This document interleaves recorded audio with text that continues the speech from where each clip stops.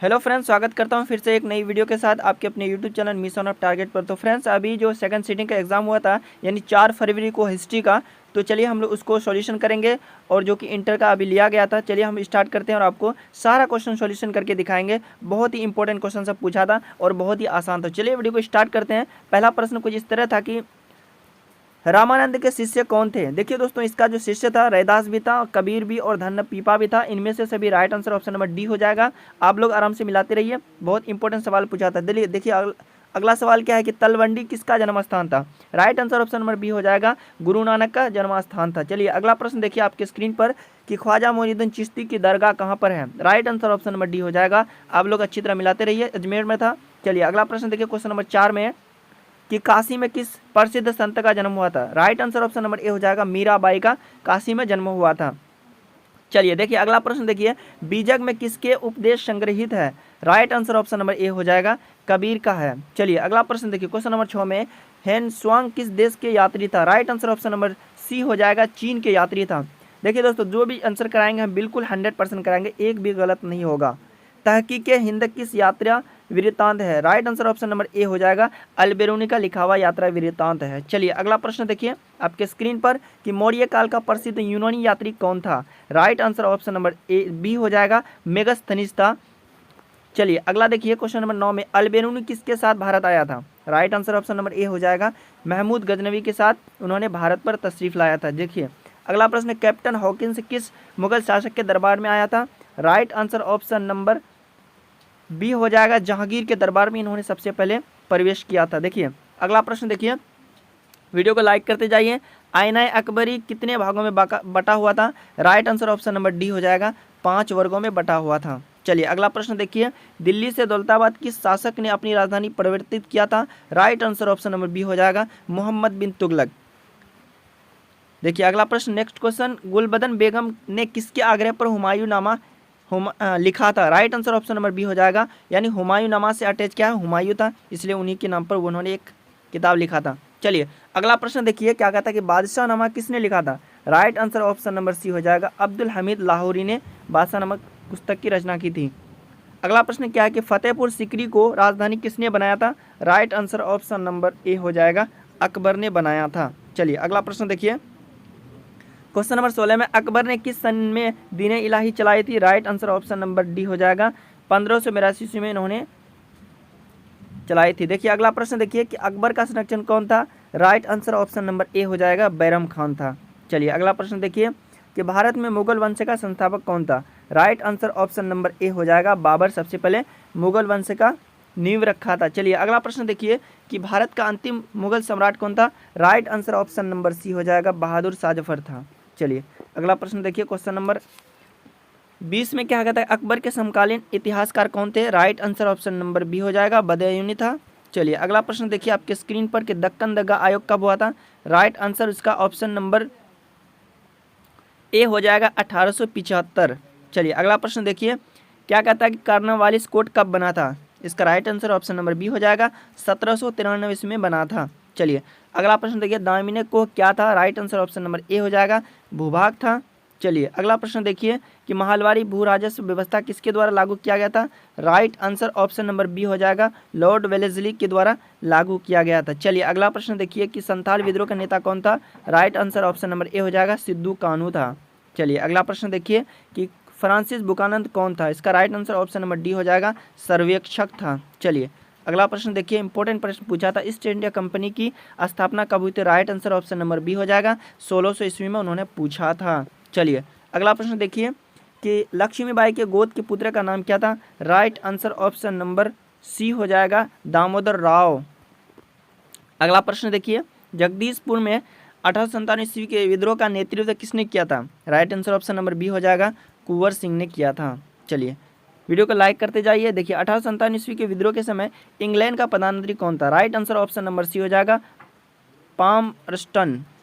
चलिए अगला प्रश्न देखिए क्वेश्चन नंबर 31 में निम्न में कौन सा हड़प्पा सभ्यता का नगर नहीं है। Right answer option number D हो जाएगा, विजयनगर, जो हम्पी का एक राज्य था। चलिए अगला प्रश्न देखिए कि विलियम जोन्स ने एशियाटिक सोसाइटी की स्थापना कब की थी। राइट आंसर ऑप्शन नंबर ए हो जाएगा, 1784। दोस्तों आप लोग टिक में न जाइएगा, टिक में कुछ गलतियां हैं, हम सही करके आपको बता रहे हैं।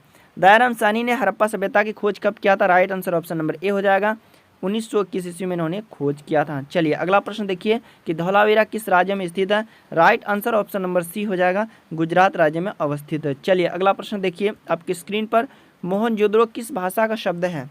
Right answer option number D हो जाएगा सिंधी भाषा का एक शब्द है। चलिए अगला प्रश्न देखिए कि हड़प्पा सभ्यता का विशाल स्नानागार किस नगर में पाया जाता है? राइट आंसर ऑप्शन नंबर ए हो जाएगा मोहनजोदड़ो में पाया गया है। चलिए अगला प्रश्न देखिए कि पुरातत्व के अंतर्गत निम्न में कौन एक नहीं आता है? राइट आंसर ऑप्शन नंबर ए हो जाएगा साहित्य नहीं आता है। यानी ये सब क्वेश्चन 2020 का क्वेश्चन से ज़्यादा मैच करता है, टच करता है। लोथल किस नदी के किनारे बसा हुआ है? Right answer option number C हो जाएगा भोगवा नदी के किनारे लोथल बसा हुआ है। चलिए अगला प्रश्न देखिए, तिर्यक पिटक किस धर्म से संबंधित है? Right answer option number B हो जाएगा बौद्ध धर्म से संबंधित है। चलिए अगला प्रश्न देखिए कि राज तरंगिनी किसने लिखा था? Right answer option number B हो जाएगा कलहन ने लिखा था। चलिए अगला प्रश्न देखिए कि मुस्लिम लीग की स्थापना कब हुई थी? Right answer option number B हो जाएगा 1906 ईस्वी में इसकी स्थापना हुई थी। चलिए अगला प्रश्न देखिए कि स्वतंत्र भारत के गवर्नर जनरल कौन थे? राइट आंसर ऑप्शन नंबर ए हो जाएगा सी राजगोपालाचारी। यदि इसमें भारत स्वतंत्र नहीं कहा था तो ये हो जाता ये वाला, लेकिन ये वाला अभी करेक्ट होगा। चलिए अगला प्रश्न देखिए 43 नंबर में कि भारतीय राष्ट्रीय कांग्रेस की प्रथम महिला अध्यक्ष कौन थी? राइट आंसर ऑप्शन नंबर ए हो जाएगा एनी बेसेंट थी। चलिए अगला प्रश्न क्वेश्चन नंबर 44 में जय हिंद का नारा किसने दिया था? Right answer option number D हो जाएगा सुभाष चंद्र बोस ने दिया था। चलिए अगला प्रश्न देखिए, द्वितीय विश्व युद्ध कब आरंभ किया गया? Right answer option number C हो जाएगा 1 दिसंबर 1939 ईस्वी में शुरू किया गया था। चलिए अगला प्रश्न देखिए, पाकिस्तान एक स्वतंत्र राष्ट्र के रूप में कब अवस्थित में आया, यानी अस्तित्व में आया? इसका right answer option number C हो जाएगा 14 अगस्त 1947 ईस्वी में आ गया था। चलिए अगला प्रश्न देखिए कि संविधान के प्रारूप समिति के अध्यक्ष कौन थे? प्रारूप समिति के इसका आंसर हो जाएगा ऑप्शन नंबर ए भीमराव अम्बेडकर। चलिए अगला प्रश्न देख लीजिए कि भारत कब आज़ाद हुआ, यानी कब स्वतंत्र हुआ? इसका राइट आंसर ऑप्शन नंबर गणतंत्र हुआ 26 जनवरी 1949 ईस्वी को, यानी इसको क्या होता है यानी संविधान दिवस मनाया जाता था। इसका right answer option number C हो जाएगा 26 जनवरी 1950 को, यानी गणतंत्र हो गया था। चलिए अगला प्रश्न देखिए क्या कहता है कि स्वतंत्र भारत के प्रथम गृह मंत्री कौन थे? राइट आंसर ऑप्शन नंबर इसका गृह मंत्री कहता है तो वल्लभ भाई पटेल हो जाएगा, सरदार वल्लभ भाई पटेल। चलिए अगला प्रश्न देखिए कि पाकिस्तान का पहला प्रधानमंत्री कौन था? Right answer option number B हो जाएगा लियाकत अली था। चलिए अगला प्रश्न देखिए कि बहादुर शाह जफर ने कौन से देश को निकाल कर कहाँ भेजा था? किस देश से निकाल कर भेजा था? इसको राइट आंसर इसका ऑप्शन नंबर सी हो जाएगा रंगून से इसको भेजा गया था। चलिए अगला प्रश्न आपके स्क्रीन पर, 1857 के विद्रोह के समय भारत का जनरल गवर्नर कौन था? इसका right answer option number C हो जाएगा लॉर्ड कैनिंग था। चलिए अगला प्रश्न देखिए, व्यापगत के सिद्धांत का संबंध किससे है? इसका right answer option number B हो जाएगा डलहौजी से है। चलिए अगला प्रश्न देखिए आपके स्क्रीन पर, अगला प्रश्न क्या है कि 1857 की क्रांति किस तिथि को आरंभ हुआ? राइट आंसर ऑप्शन नंबर 10 यानी मई को, ऑप्शन नंबर ए इनका करेक्ट हो जाएगा। चलिए अगला प्रश्न देखिए, गेटवे ऑफ इंडिया कहाँ पर स्थित है? अगर यह इंडिया गेट कहता तो दिल्ली हो जाता, अभी यहाँ क्या कहता गेटवे ऑफ इंडिया। इसका राइट आंसर ऑप्शन नंबर ए हो जाएगा मुंबई में ये स्थित है। चलिए अगला प्रश्न, इंडिया गेट का निर्माण कब हुआ? इसका right answer option number C हो जाएगा 1931 ईस्वी में इसका स्थापना हुआ था। चलिए अगला प्रश्न देखिए कि भारत में रेलवे की शुरुआत कब हुई थी? Right answer option number C हो जाएगा 1853 ईस्वी में हुई थी। देखिए अगला प्रश्न देखिए कि वास्को डी गामा भारत कब आया था? इसका राइट आंसर ऑप्शन नंबर ए हो जाएगा 1498 ईस्वी में भारत आया था। चलिए अगला प्रश्न देखिए कि ब्रिटिश शासनकाल में भारत में धन प्रवास का सिद्धांत किसने दिया था? इसका राइट आंसर ऑप्शन नंबर ए हो जाएगा RC दत्त ने दिया था। दोस्तों वीडियो को लाइक करते जाइए, चैनल में पहली बार आए तो चैनल को सब्सक्राइब कर दीजिए। भगत सिंह को फांसी कब दिया गया था? इसका राइट आंसर ऑप्शन नंबर ए हो जाएगा 23 मार्च 1931 ईस्वी को उसको फांसी दी गई थी। अगला क्वेश्चन क्या है, महावीर स्वामी का जन्म कब हुआ था? राइट आंसर ऑप्शन नंबर ए हो जाएगा 540 ईस्वी पूर्व में उसका जन्म हुआ था। देखिए दोस्तों, दिगंबर और श्वेतांबर धर्म का संबंध किससे था? ये था जैन धर्म से था। चलिए अगला प्रश्न देखिए 63 नंबर क्वेश्चन में, सांची मध्य प्रदेश के किस जिले में स्थित है? इसका जो राइट आंसर हो जाएगा ऑप्शन नंबर बी हो जाएगा रायसेन जिले में स्थित है। चलिए अगला प्रश्न देखिए कि भारतीय प्राचीन भारत में धम्म की शुरुआत किस शासक ने किया था?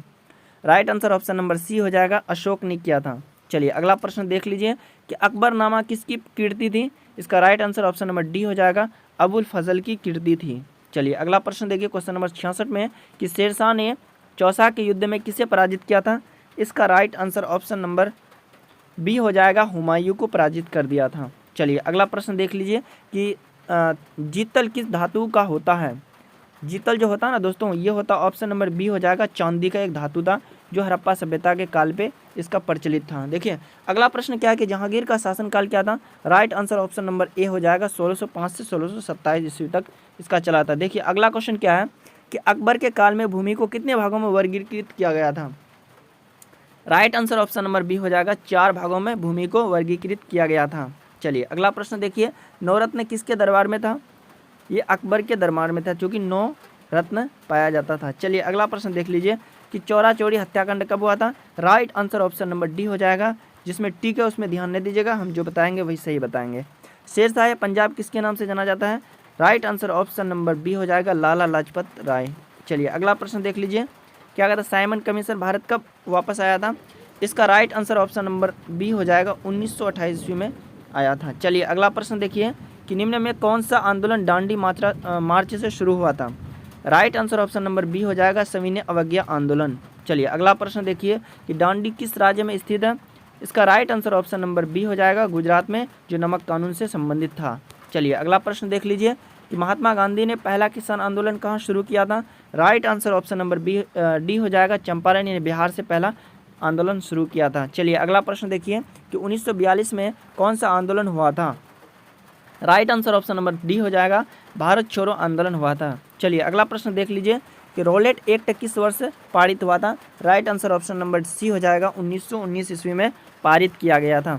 चलिए अगला प्रश्न 79 में जलियांवाला बाग हत्याकांड कब हुआ? Right answer option number C हो जाएगा, 1919 ईस्वी में। चलिए अगला प्रश्न देखिए, बंगाल के विभाजन की घोषणा किस वर्ष की गई थी? राइट आंसर ऑप्शन नंबर ए हो जाएगा, 1905 ईस्वी में किया गया था। दोस्तों जो भी बताते हैं 100% करेक्ट बताते हैं, एक भी गलती नहीं होगा। पानीपत के प्रथम युद्ध में बाबर किसे पराजित किया था? Right answer option number B हो जाएगा, इब्राहिम लोदी को। चलिए क्वेश्चन नंबर देखते हैं 82 में कि अकबर के दरबार का प्रख्यात गायक था? इसका राइट आंसर ऑप्शन नंबर ए हो जाएगा, तानसेन एक बेहतरीन सिंगर था। चलिए अगला प्रश्न देखिए, ताजमहल किस नदी के किनारे बसा हुआ है? इसका right answer option number B हो जाएगा, यमुना नदी के किनारे ताजमहल बसा हुआ था।